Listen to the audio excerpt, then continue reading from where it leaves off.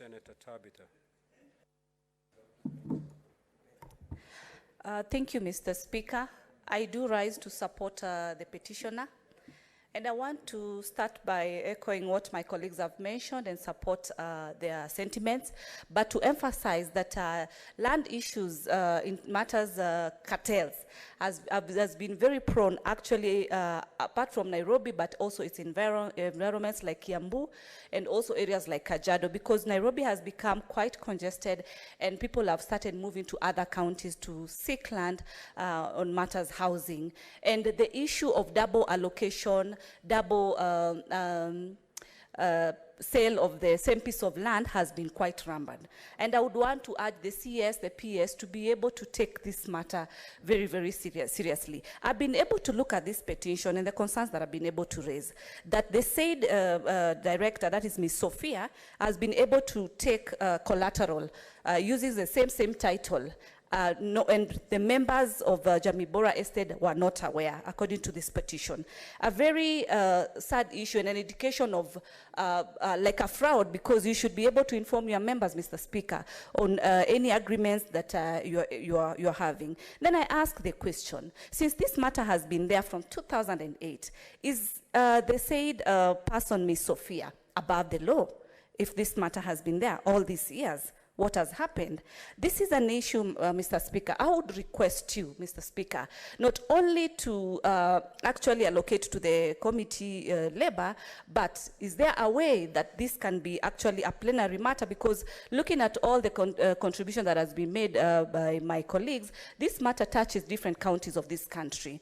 The President, His Excellency, is actually on the first agenda on our Kenya Kwanza manifesto as putting housing project as a priority because of the realization of the need of the housing project. And it is so sad in this era and time that an individual would be able to actually be confident to continue conning Kenyans in this manner. Mr. Speaker, I've also been able to have an opportunity to Google Ms. Sophia Ingrid Munro. And she's a resident, she's from the Swedish government.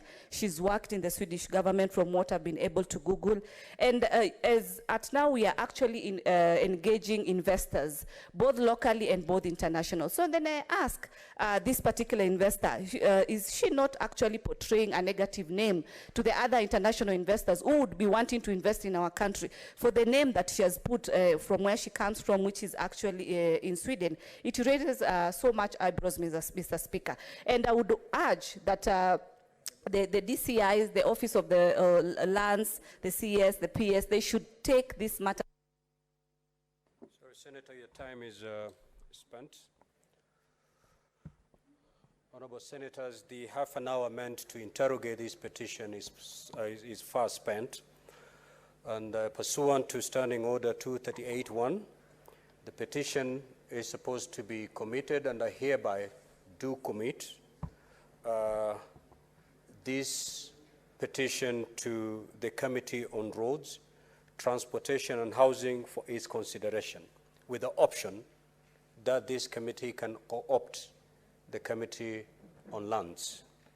In terms of Standing Order 238-2, the committee is required in not more than 60 calendar days from time of reading the prayer to respond to the petitioners by way of a report addressed to the petitioner and laid on the table of the Senate.